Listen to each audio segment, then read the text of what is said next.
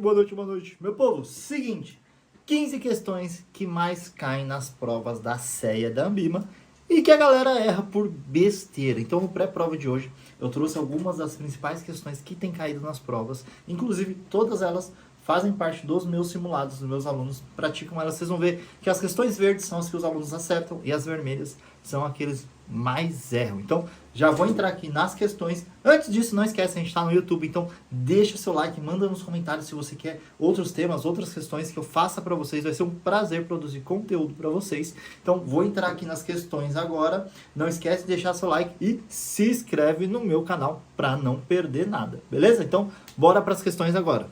Então, bora começar as correções, mas antes, tem um recado muito importante, o código CEIA. O que é isso? Dia 22 vai rolar a primeira aula do código CEIA, onde eu vou mostrar para vocês o passo a passo para ser aprovado de verdade na certificação, sem decoreba, sem mimimi e estar pronto para o mercado. Não adianta nada você gastar um tempo estudando, passar na prova e não conseguir falar nada, não conseguir atuar como especialista. Então, eu vou te mostrar como se tornar um especialista e se tornar referência na área de investimentos, tá? Você não vai precisar depois comprar um MBA, um POP, um PIP da vida, caríssimo, para aprender a colocar as coisas na prática. Comigo, vocês aprendem do jeito certo, um acompanhamento individual, um mentor mesmo, não é um curso de certificação qualquer. Então eu vou mostrar tudo isso para vocês, como que funciona, como fazer isso do jeito certo, e no final eu vou abrir uma surpresa, uma condição única e exclusiva para quem estiver lá ao vivo. Então se você não se inscreveu ainda, coloca seu e-mail, se inscreve, vem para o grupo exclusivo do WhatsApp, dia 22 a gente entra ao vivo às 8 horas da noite, e eu espero vocês lá, beleza? Então, ó, recado dado, vamos começar a estudar as questões. Vou pegar a canetinha aqui e vamos que vamos. Ó. Então vamos lá. Analisando os gráficos abaixo, podemos concluir que se trata de... Então, a gente tem aqui, a gente está falando de opções, né? Opções. Quando a gente fala de opções, a gente tem a opção de call e a opção de put. Call é compra, put é venda. A gente tem duas figuras, titular e lançador. São as duas figuras principais, tá? O titular, ele tem o direito de exercer a compra ou a venda, e o lançador ele tem a obrigação de fazer a vontade do titular. Por quê? No momento zero, o titular ele paga um prêmio para o lançador. Então, no momento zero, por exemplo, vamos pegar uma ação aqui hipotética do Banco do Brasil.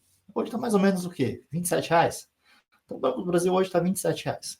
O titular acredita que isso pode subir. Então, ele compra uma opção de compra para o futuro. Então, no futuro, ele fala para o lançador, no futuro, eu quero pagar R$27 pela ação do Banco do Brasil também. Daqui, sei lá, 6 meses. O lançador fala, ok, paga-se um prêmio para isso. E daqui 6 meses, digamos que a ação do Banco do Brasil está R$40.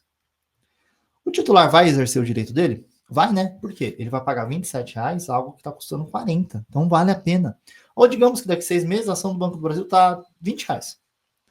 Ele vai exercer? Não, né? Ele vai pagar mais caro algo que está mais barato. Então, ele não exerce o direito dele e o lançador fica com este prêmio.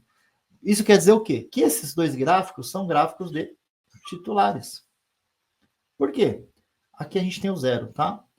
Quem começa sempre negativo numa opção é o titular, porque ele paga o prêmio no momento zero. Quem começa positivo é o lançador que recebe o prêmio. Então, a gente sempre olha o gráfico começando pela horizontal, tá? Então, esses dois gráficos são de titulares.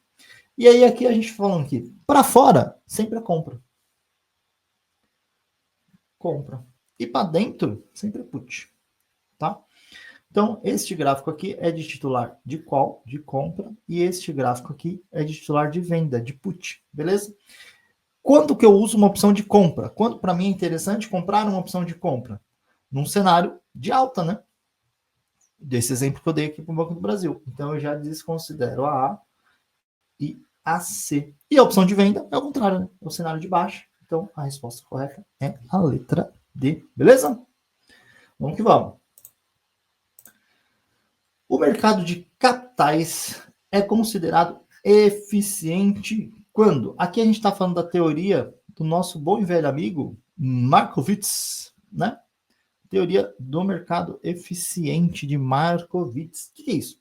Markowitz fala que Se você segue as regras do mercado, você não tem como tirar vantagem do mercado. O mercado sempre é eficiente, ele sempre sabe o que vai acontecer, tá? Todas as informações são previstas. E aí a gente tem três níveis, né, de mercado eficiente. A gente tem o mercado eficiente forte, o semi-forte e o fraco, né? O forte é que todas as informações já estão previstas. Tudo é precificado já no mercado, inclusive informações públicas e privadas, tá? Todas elas já estão precificadas. O semi-forte, mesma coisa, só que somente as informações públicas. E o fraco é que não estão no preço, né? As notícias, as considerações não estão lá no preço. Então, quando a gente fala mercado de capitais de fronteira de considerado eficiente por Markowitz, é isso, tá? Então vamos lá, letra A. Os retornos esperados forem exatamente os mesmos dos retornos? Não, né? Os preços históricos estarem completamente refletidos nos preços atuais? Também não. Os preços atuais dos ativos no mercado refletirem todas as informações passadas? Também não. Os preços atuais dos ativos no mercado refletirem todas as informações existentes. Exatamente, tá? A gente não está falando aqui de passado, a gente está falando do que está acontecendo ali no momento. Então, a resposta correta também é a letra D. As debentures apresentam uma hierarquia em sua garantia oferecida à sua emissão, de menor para maior. Exatamente. O que acontece? O que é uma debenture, né? A debenture é uma dívida. É uma dívida emitida por quem? Por SAs não financeiras, ou seja, empresas, né? É uma forma da empresa emitir uma dívida para captar recurso. E aí, dependendo do grau da debênture que você tem, da garantia que você tem uma taxa maior ou menor. Como que eu lembro disso? Sabe quando você come aquela feijoada, aquela feijuca no final de semana, e aí você fica rotando, você fica com refluxo. Alex, não é assim que escreve refluxo. Eu sei, mas é só para você lembrar. Você fica com refluxo. Por quê? A principal garantia é a real. Depois vem a flutuante. Depois vem a quirografária. E depois a subordinada. Nesta exata ordem. Então você lembra do refluxo que você vai lembrar. Garantia real é quando você tem uma debênture de uma empresa que tem um bem por trás. Por exemplo, uma empresa de aviação, ela coloca os aviões ali como garantia da operação. Se der merda, eles vendem o avião e te pagam. Garantia flutuante, essa aqui é a melhor, tá? Garantia flutuante, que é a segunda melhor, é a mesma coisa, tem uma garantia real, mas eles podem mudar esta garantia. Ah, eram aviões, agora é o hangar de Viracopos, sei lá, tá? A quirografária já não é tão boa assim. Por quê? Paga todo mundo que tem a real flutuante, o que sobrar paga a quilografária. A subordinada, então, é a pior de todas, né? Porque só vai pagar se sobrar dinheiro. Quais vocês acham que pagam mais taxas? Subordinada, né? Por quê? Porque o risco aqui é maior. Então, quanto maior o risco, maior a taxa. Então, quanto menor o risco, menor é a taxa, tá? Então, aqui, da menor para maior. Qual que é a menor? A subordinada, né? Então, eu já respondi, eu sei que é a letra A. Subordinada, quilografária, flutuante e real, tá? Então, primeira, segunda, terceira, quarta. Essa é a ordem, beleza? Entende? A Ambima, ela nunca vai te entregar nada de uma beijada. Então, você viu que eles inverteram a ordem para te dar uma confusão, tá? A remuneração dos depósitos de poupança é calculada sobre... Então, poupança, vamos lá. A poupança existe ao aniversário, né? Então, se você investiu no dia 1 de fevereiro, o aniversário dela vai ser dia 1 de março. Neste meio tempo, qual que é o saldo de rendimento da poupança? Digamos que você investiu aqui R$1.000. Se você manter esses R$1.000 até o final, vai ser os 1.000. Só que digamos que aí você sacou R$200, colocou mais 50, e depois sacou mais 50. O menor saldo que você teve nesse mês aqui chegou a R$500. E aí lá no último dia você colocou mais 500 e voltou para os 1.000. A rentabilidade deste período aqui da poupança vai ser sobre os R$500, tá? É sempre sobre o menor saldo daquele período de rendimento, beleza? Então a opção correta é a letra A. Show? Bora que bora? Antônio irá realizar um investimento de R$50.000 em um COI, Certificado de Operação Estruturada, atrelado ao S&P, com as seguintes condições. Sabendo que os dados referidos aos prazos de duração da operação tá aqui, né? Pergunta-se qual foi o retorno de Antônio. Então vamos lá. Existem 3 cenários na operação estruturada, tá? Primeiro cenário, se o S&P variar menos de 10%, o Antônio recebe 90% da variação mais o câmbio. Se ele for igual ou maior a 10%, o Antônio recebe os 10% mais o câmbio. E se ficar menor que zero, ficar negativo, ele recebe o dinheiro dele de volta, tá? Aqui eu tenho algumas informações. O dólar na abertura e no fechamento. E o S&P na abertura e no fechamento, né? Vamos trazer a HPzinha, a tela, que eu sei que vocês adoram a HP.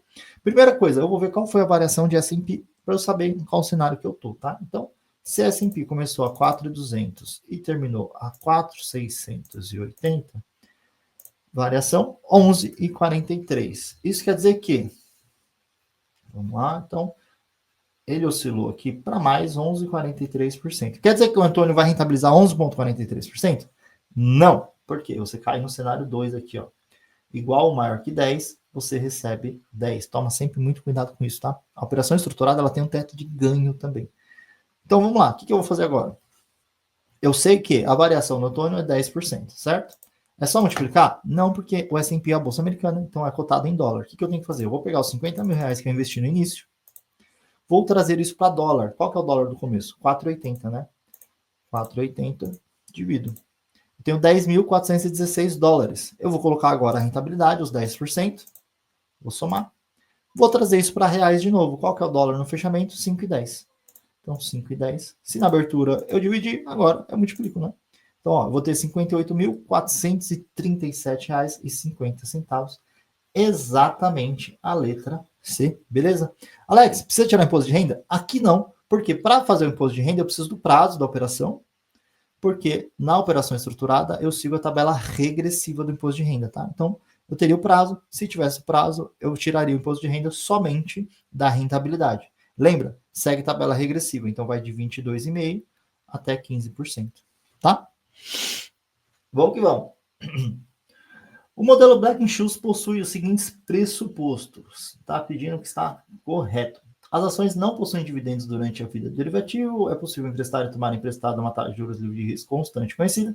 O preço segue o movimento browniano geométrico com tendência drift e volatilidade constantes. O que é isso?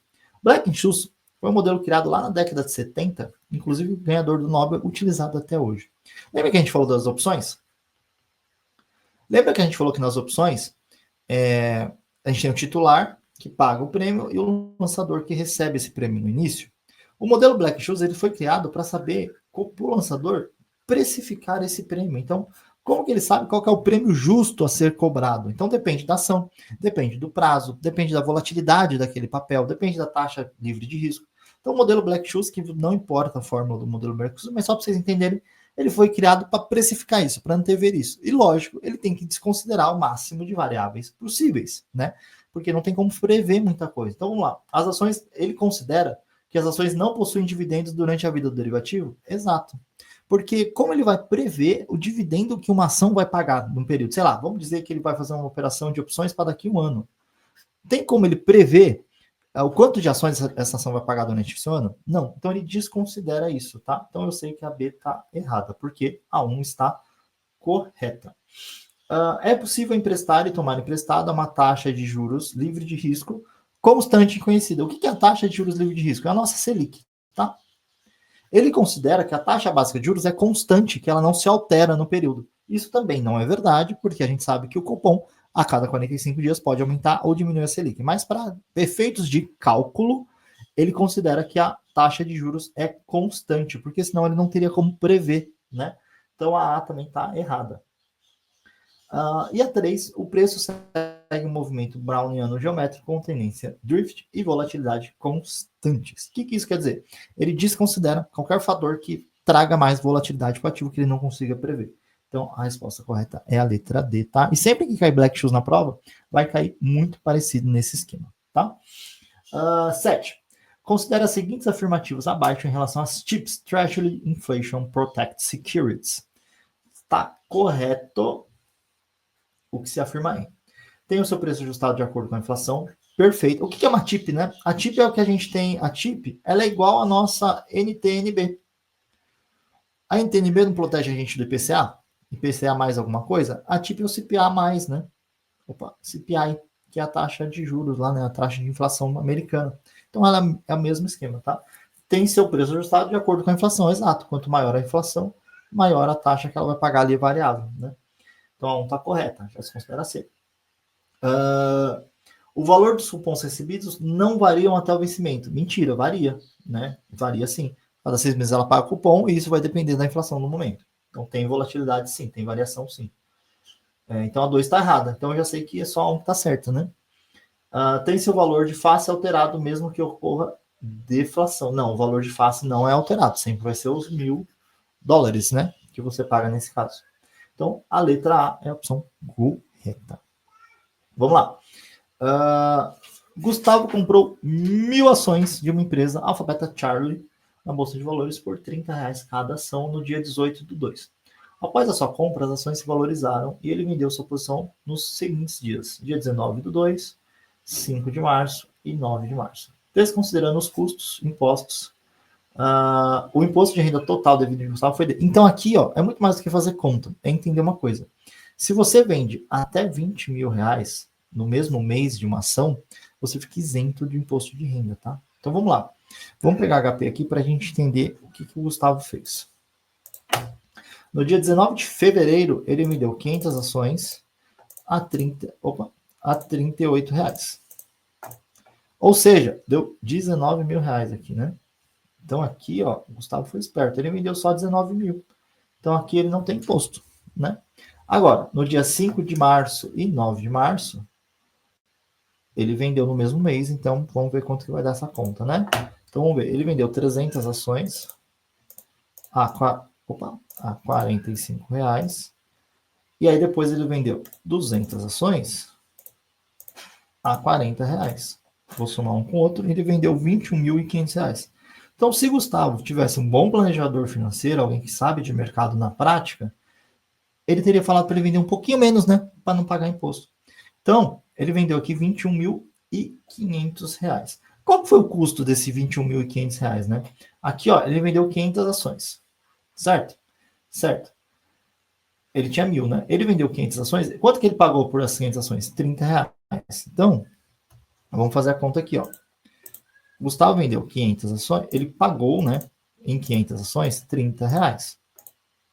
Ou seja, ele pagou R$15.000. E ele ganhou 21.500. Então, dos 21.500, eu vou tirar o custo de aquisição das ações, que foi os 15 mil. Ele rentabilizou aqui R$6.500. Opa, R$6.500, certo? Certo. Quanto que é o imposto de renda? Para swing trade é de 15%, tá? Então, só vou colocar aqui agora, ó, 15%. Ele pagou aqui R$975. Se ele tivesse esperado só virar o mês, vendido o restinho aqui em abril, por exemplo, ele não teria pago nada de imposto de renda, certo? Gustavo opera bastante no mercado, né? Então vamos lá. Gustavo comprou 50 contratos de índice futuro a 60.200 pontos e vendeu no mesmo dia, na mesma corretora, esses mesmos contratos a 60.600 pontos. Dessa forma, o valor de IR retido na fonte, quando eu falo de IR retido na fonte, eu falo do dedo duro, né? Então vamos lá. Ele pagou 60.200 e vendeu a 60.400, né? Não, 60.600. Então ele ganhou aqui 400 pontos. Cada ponto equivale a R$1, tá? Só que ele vendeu 50 contratos. Então 400 vezes 50, se eu não estiver errado, é 20 mil, certo? 400 vezes. Ele ganhou aqui, ó, nesse day trade que ele fez, R$20.000. Quanto que é o dedo duro? O valor retido na fonte para day trade é 1%. Sabendo que é 1%, eu sei que a resposta certa é a letra C, R$200. Beleza? Mais importante do que o cálculo é saber a prática, o conceito por trás. É exatamente isso que eu falo para vocês, turma. Vamos lá. Continuando. O médico residente no Brasil deseja importar uma máquina da China. Ainda mais que essa treta doida que tá a China, né? Sabendo que ele deseja se proteger de um risco cambial, ele deveria... Qual que é o medo desse médico? É a primeira coisa que a gente tem que responder. Se ele vai importar uma máquina da China, então a China está aqui, né? A China vai mandar a máquina para ele. Aqui está a máquina. Vai mandar a máquina para ele aqui no Brasil. O que ele vai mandar para a China? Dinheiro, né? Só que ele pode mandar reais? A China trabalha em reais? Não, ele tem que mandar dólar. Então, qual que é o problema dele? Qual que é o medo dele? Que o dólar suba. Se o dólar subir, se o real se desvalorizar, ele vai ter que pagar mais reais para aquela mesma quantidade de dólar. Então, ele tem que se proteger disso. Ele tem que se proteger de uma alta do dólar, né? Então, vender é uma opção. Não, vender é opção não tem nada a ver, né? Porque ele quer proteção, ele quer hedge. Ele não quer especulação aqui. Então, ele não precisa... Nossa, ficou feio, né? Deixa eu escrever hedge aqui, ó. Ele quer se proteger, ele quer hedge. Ele não quer uma especulação, né? Ele não é um lançador, ele aqui é um titular, né? No caso, se fosse uma opção. Então, vender tá fora. Comprar uma opção de venda? Não, né? Ele compraria uma opção de venda para se proteger da queda do dólar, né? Ele quer se proteger da alta do dólar. Então, ele vai comprar dólar através de uma NDF, Non-Delivery Forward, tá? Non-Delivery Forward. Sem entrega futura. O que, que é isso? Não quer dizer que alguém vai lá entregar uma maleta de dólar para ele. Não. Ele só vai receber a variação do dólar. Então, se o dólar subir muito, ele está protegido. Ele vai receber aquele dinheiro a mais. E aí ele consegue pagar a máquina dele, independente se o dólar suba ou não. Tá? Vamos lá. Continuando, hein? Dos títulos abaixo, os que representam maior risco de reinvestimento relacionado ao pagamento de cupom são. Então, o que é o risco de reinvestimento, né? Se eu entro numa, vamos falar aqui do Brasil, numa NTNB principal, eu vou receber 2035. Eu vou receber o total lá em 2035. Agora, se eu entro numa NTNB comum, ela me paga cupom semestral. Então, digamos que ela vença também em 2035. A gente está aqui em 2025 agora. Então, a cada 6 meses, ela vai me pagar ali um cupom. O que é o risco do reinvestimento? Digamos que eu peguei uma NTNB e IPCA mais 7. Beleza. Eu sei que eu vou ganhar IPCA mais 7%. Agora, cada cupom que eu recebo, eu tenho que reinvestir esse cupom, né? Então, aqui eu recebi, e aí aqui não está pagando mais IPCA mais 7, está pagando IPCA mais 6. Aqui está pagando IPCA mais 8. Aqui está pagando IPCA mais 4, mais 3, mais 2. Então, eu tenho o risco de receber esse dinheiro e reinvestir ele a taxas diferentes. Então, é esse que é o risco de reinvestimento. Então, se paga cupom, tem risco de reinvestimento. Olha, indo lá para o mercado americano. Basicamente, eu tenho T-Bill, T-Note, T-Bonds e as TIPS. TIPS são iguais às nossas NTNBs, então são atreladas à inflação. T-Bonds, lembra do James Bond 007? São títulos com mais de 10 anos. T-Notes, lembra de nota da escola, que vai de 1 a 10? E T-Bills são títulos com prazo menor de 1 ano, tá? São títulos de curtíssimo prazo. Esses três aqui pagam cupom. A T-Bill, como é de curtíssimo prazo, não tem cupom, tá? Então vamos lá. T-Bond e T-Bill. T-Bill não tem cupom, então não tem risco de reinvestimento. CD e T-Note. CD é como se fosse um CDB. É como se fosse o nosso CDB, tá? E também não tem cupom. T-Bill e T-Note. T-Bill sei que não tem cupom. T-Note e T-Bond. Os dois têm cupom, então tem risco de reinvestimento. Um gestor de investimentos avaliou a possibilidade de adquirir os seguintes ativos. LTN a uma taxa de 11,75 ao ano, com prazo de 252 dias úteis, ou um título com o mesmo prazo, porém com remuneração IPCA mais 6,5. Neste caso, para que a decisão do gestor seja indiferente, a inflação projetada no período deve ser de quanto? Ou seja, o que ele quer? Ele quer que o IPCA mais 6,5 seja igual aos 11,75. Então, eu tenho que descobrir essa variável aqui, né? Tem duas formas de fazer isso, dois macetezinhos que eu vou ensinar para vocês, vocês vão gostar. O primeiro é, você vai colocar na HP aqui, ó, 100, Enter, opa, 6,5% mais, e aí você vai testar as opções, tá? A letra A, depois a letra B, depois a letra C, depois a letra D, e vai colocar 100 menos no final. E aí você vai chegar aqui nesse valor, você vai ter que testar uma por uma. Essa é uma forma. Vamos fazer essa forma só uma, só para vocês verem, ó. Então você vai colocar aqui, ó, 100, entra, 6,5% mais 6%, 100. Opa, esqueci de somar, né? Peraí, vamos de novo. 100, entra, 6,5% mais 6%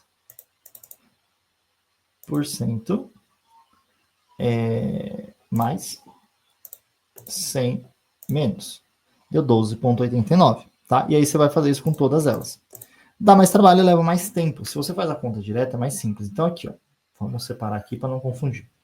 Você tem a taxa de 11,75 e você tira os 6,5. Você vai subtrair as taxas e aí você vai saber a diferença. Posso fazer direto subtração? Não. Sempre quando a gente subtrai taxas percentuais, a gente tem que trazer para decimal para fazer a divisão, tá? Subtração de taxas é sempre divisão. Dá um pouquinho menos. Como assim? Então vamos lá. Tenho 11,75%. 75%. Porcento é a mesma coisa que eu falar que é sobre 100, né? Então, 100% divide. Deixa eu colocar mais casas depois da vírgula aqui, ó. Dividir, e agora eu vou colocar o fator, que é 1 mais. Então eu achei o fator da primeira taxa. Agora eu vou achar o fator da segunda taxa, que é 6,5. 6,5 entra, 100 divide. Vou colocar o fator também, 1 mais. Pronto, tem os dois fatores. Vou dividir uma pelo outro, porque eu estou subtraindo. Dividir um pelo outro. Vou tirar o 1, que é o fator que eu incluí, e vou multiplicar por 100. 100 vezes 4,9295, se eu arredondar, 4,93 é a letra C, tá? Então, se você quiser ir testando aqui as alternativas, você vai ver quando chegar na letra C, dessa forma também você vai chegar na resposta correta. Mas assim, eu acho muito mais rápido para você ganhar tempo na prova, beleza? Vamos lá, quase acabando, hein? Numa operação de underwriting, tipo residual, o underwriting é aquele agente que recebe ali, vai fazer o IPO, né? A oferta pública, e existem 3 underwrites, né? Tem o underwrite forte, tem o melhores esforços,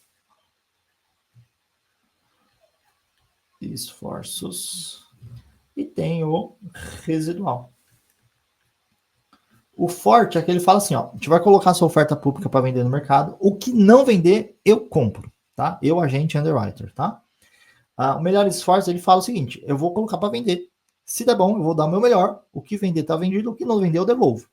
E o residual é o que ele vai deixar ali, ele vai deixar por um tempo, se não vender, ele tenta colocar de novo, e aí ele vai vendo até o limite, ele compra, dependendo, tá? Então, o residual, o que sobrar, ele tenta colocar de novo e tudo mais, tá? Basicamente é isso. Então, vamos lá. As instituições financeiras estabelecem como meta um determinado percentual dos títulos a serem ofertados. Não, tem nada a ver isso aqui. As instituições financeiras assumem apenas o compromisso de colocar o máximo de emissão nas melhores condições possíveis. Não, isso aqui é os melhores esforços, né? As dificuldades de colocação dos ativos não se refletem diretamente na empresa emissora. Isso aqui não tem nada a ver com a questão, né? As instituições financeiras se comprometem a promover a colocação de determinado percentual da operação num determinado período de tempo, fim do qual elas próprias subscreverão a parcela que o mercado não absorveu, até o limite comprometido, que é o residual. Então, o que sobrar, a instituição ela tenta pôr de novo, se não der certo, que se sobrar ainda, ela mesma compra, tá? Então, resposta correta é a letra D. Bora para a última. Essa aqui tá vermelha, hein? Se tá vermelha, quer dizer que a maioria das pessoas erra. Eu vou ensinar uma forma bem simples de vocês fazerem. Só lembrando que clica na descrição do vídeo, se inscreve com o código CEA dia 22, vocês vão ter uma surpresa. Vocês vão entender uma nova visão, uma nova forma de aprendizado que ninguém nunca viu. Então clica na descrição, vai lá no meu Instagram depois, no @AlexDSAugusto, se inscreve que dia 22 vai ser gratuito. E vai ter um monte de brinde para vocês, tá? Então vamos lá. Um cliente fez um investimento em ações utilizando 85% dos recursos próprios. E que eu vou pegar até uma canetinha de outra cor. Vou pegar a verde aqui, ó. Então 85% dos recursos próprios e 15% dos recursos de terceiros a um custo de 7% no tempo da operação. Após a conversão, eles subiram 24%. Qual o retorno aproximado? Então vamos lá. O que aconteceu aqui? Sempre quando a gente falar, não tiver número de fato, a gente tem que utilizar a base 100. Por quê? Por que 100? Porque é uma totalidade. Então digamos que eu tenho 100 reais. Desses 100 reais, 85 é meu e 15 é uma dívida, é um empréstimo, tá? Eu peguei emprestado esses 85. Empréstimo. Quanto de juros? Quando eu pego um empréstimo, o que eu vou devolver? O valor mais os juros, né? Quanto que é os juros nesse caso? 7%.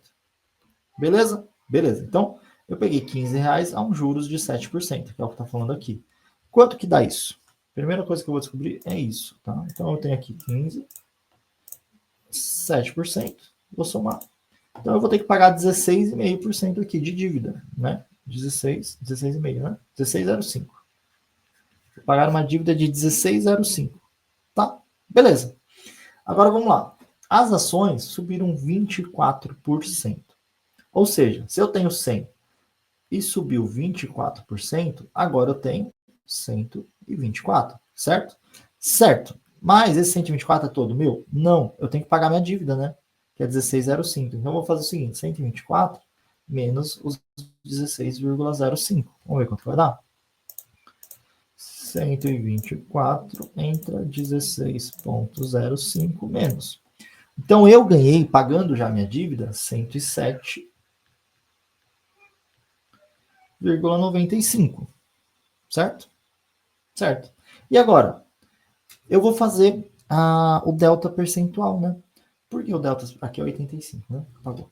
Por que o delta percentual? Se do meu recurso eu coloquei R$85 e agora eu tenho 107,95, qual que é o delta percentual? Qual que é a diferença de percentual? Quanto que eu comecei e quanto que eu ganhei no final, já pagando a minha dívida, tá? Então eu vou fazer o seguinte. Eu vou pegar aqui, ó, 85 entra, 107,95 delta percentual. 27%, tá? Então eu cheguei aqui, ó, na letra D, 27%. Essa foi a variação que eu tive aqui de retorno do investimento, já considerando os custos envolvidos, que foi o empréstimo que eu peguei, beleza? Então, sempre que não tiver número, coloca uma base, coloca o 100, porque é uma totalidade, e aí você consegue chegar nos valores, beleza? Turma, então é isso. Tentei ficar aqui na meia hora. Espero que vocês tenham gostado. Não esquece de mandar aqui nos comentários sugestões de novos temas, questões, se vocês entenderam, se vocês não entenderam, deixa o like, porque isso é muito importante para o YouTube entregar esse conteúdo para mais pessoas, assim, mais bancários como vocês. E não esquece, dia 22, código CEA. Eu tô te esperando. Clica no link lá da descrição. Bora. Valeu.